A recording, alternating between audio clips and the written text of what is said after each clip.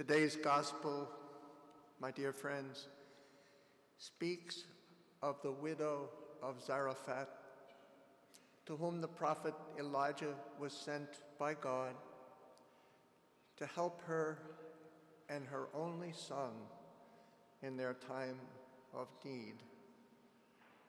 She had the faith to respond to the action of God in her life. Many years later, in the early 1600s, in France, God brought Vincent de Paul into contact with Louise de Marillac, a widow who had an only son. Together, they founded the Company of the Daughters of Charity to serve the poor.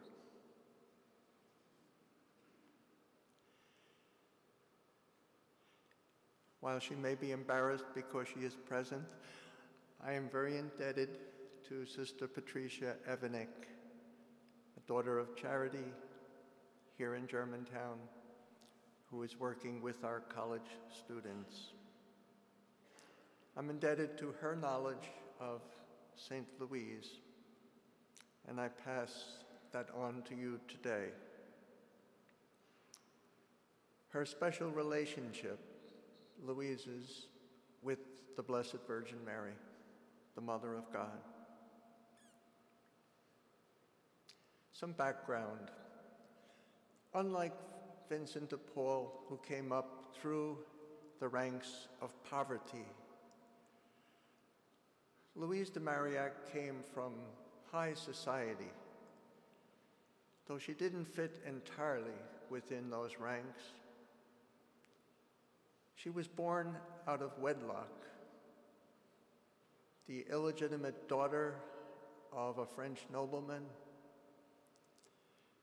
married to a woman, or united to a woman, whom Louise never knew as mother. Living within her father's household, Louise never seemed to fit in. She was sent away to school. She later married Antoine Legras, bore their only son, Michel. Tragedy struck. Her husband, Antoine, died very young, and Louise had to tend or raise their only son, who gave her many problems well into his 30s.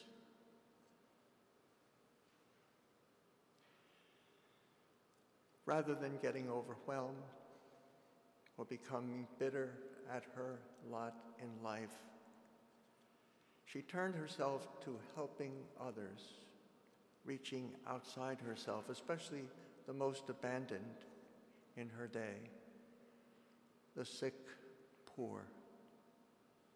She could have led a life marked by self-pity and bitterness. She came into contact with St. Vincent de Paul as spiritual director, and he helped her in terms of her own spirituality, in terms of reaching outward to serve others, rather than to wallow in her own difficult situation. It would not be difficult for us to see that special relationship that Louise had with the Blessed Mother. Mary played a very large part in her life. There were many letters of Louise to her daughters of charity. In these letters, she says, "I think God had given me an unusual gift, and that is, I have been given special insight into Mary's graces." Louise is saying that more than most, she has an ability to understand what the Blessed Mother went through. Louise speaks mostly of Mary's role as mother of Jesus Christ. Louise identifies most with Mary in this role because of what happened in her own life. From the very beginning, Louise had a deep longing for a mother she never knew. She discovers this mother in Mary, the nurturing, compassionate mother of the Lord. Again, in her letters, Louise tries to support and nourish others from what she herself received from the Mother of God. From her deathbed, Louise gives advice to her sisters, the Daughters of Charity. Have great care for the poor. Live in harmony with each other, and take the Blessed Virgin as your only mother.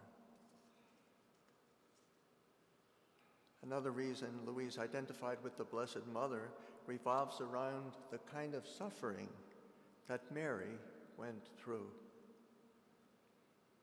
Louise's only child broke her heart again and again. Of course, this was not the same reason that Mary's heart was broken for Jesus.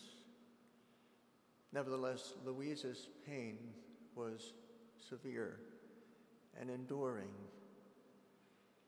She was always worrying about the steps that her son would take in his life. In her distress, Louise always turned to Mary because she felt that Mary knew the kind of suffering that only another mother would know. Louise believed that Mary understood her. Mary could step into Louise's experience of life, that she could sympathize with her.